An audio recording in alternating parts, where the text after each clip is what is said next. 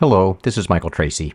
In this video, we'll cover a recent post by Thom Pollard explaining one of the mysteries of the oxygen bottle. For people new to the channel, an oxygen bottle from Mallory and Irvine's 1924 climb of Mount Everest was found in 1999, but the exact location and circumstances of its find have always been shrouded in mystery, and no photos of the find have ever been released. The first group to notice the problems was Everest News, and while they tried to make sense of what happened, there simply was not enough information available to figure it out, and the notion that someone in the 1999 team moved the bottle prior to later finding it just seemed too far-fetched. Next, Joachim Hemleb, who was part of the 1999 team, posted an article stating Dave Hahn reported a Sherpa picked the bottle up from an area around the exit cracks and moved it higher, where it was later found by Tap Richards. Now, Thom Pollard is another YouTube creator making videos about Mallory and Irvine, and was also a member of the 1999 expedition. In the not-so-distant past, Thom was a vocal critic of the 1999 team and said some highly critical things about what happened back in 1999. Although Thom was part of the 1999 team, he felt he was treated unfairly. Now, all that appears to be water under the bridge, but I'll link to the video where Thom spells out his criticism of the 99 team. Recently, Thom posted this answer to a viewer's questions about the oxygen bottle. He says Jake Norton and Tap Richards purportedly moved it during the summit bid of May 16th and recovered it when descending. It is not clear where this information is coming from, and as with most things from Thom, the details are not correct. The summit bid was on May 17th, and Jake Norton has always maintained that he did not move the bottle. Jake says he doesn't know anything about the bottle being moved and doesn't know exactly where it was found. Tap Richards has remained silent about it for the last 20 years. Although numerous accounts state the bottle was found by both Jake Norton and Tap Richards, Jake has clarified that Tap was the one that actually found the bottle, and Jake was just nearby, but not so near as to know the exact location.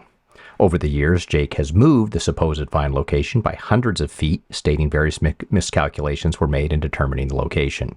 I've covered some of this in the response to Jake Norton Part 1 video, and I'll have more to say about the oxygen bottles in the future. In his response, it is not clear if Thom is mistaking Tap Richards for the Sherpa moving the bottle, but there were also reports that two bottles were found, and one potential theory is that a Sherpa took one bottle and Tap Richards moved the other to where he would later find it. I'll get into why all of this would be done in a future video, but for now, you are welcome to offer your own theories in the comments. In the past, the debate has largely been about whether the oxygen bottle was moved prior to its supposed find. However, with Thom Pollard chiming in on the side that the bottle was indeed moved, we now have Thom Pollard, Dave Hahn, and Joachim Hemleb all stating the bottle was moved. Of course, I would not base anything solely on an eyewitness account at altitude that was only reported years later. However, there are numerous factual reasons to believe the bottle was moved.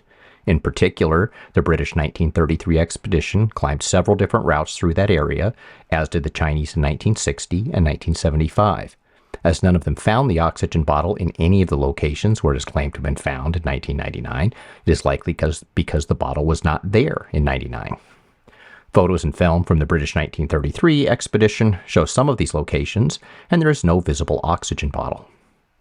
There is also the account in Ghost of Everest that Tap Richards finds the bottle in just 3 minutes.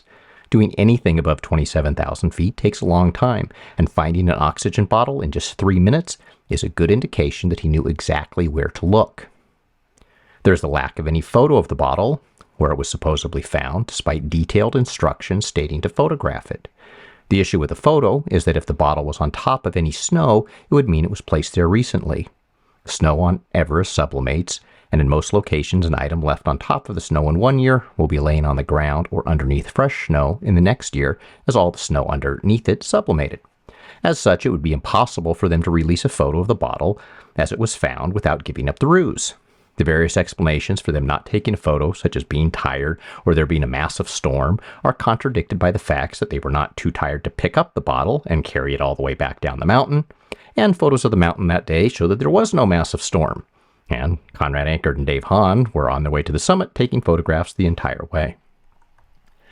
There is also the complete inability to identify where it was found, and its location has moved by hundreds of feet over the years. Jake Norton and Tap Richards were both back on the mountain in 2001, and neither could be bothered to clarify the location of the oxygen bottle, which, if their story is true, would be the highest piece of physical evidence of the 1924 climb, and one of only two places Mallory and Irvine certainly passed, the ice axe being the other location.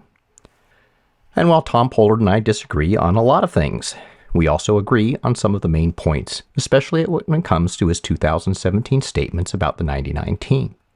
The moving of the oxygen bottle is yet another example of something we agree on. While neither one of us knows exactly where the bottle was moved from, who ordered it moved, nor why there was even a need to move it, I'll cover some possible answers to these new mysteries in upcoming videos. But for now, at least it looks like the mystery of whether the oxygen bottle was moved or not is a point of agreement. And when we get to the end of the new mysteries of the oxygen bottle, I think you will agree with what Thom Pollard said in the video I link in the description. I know I do.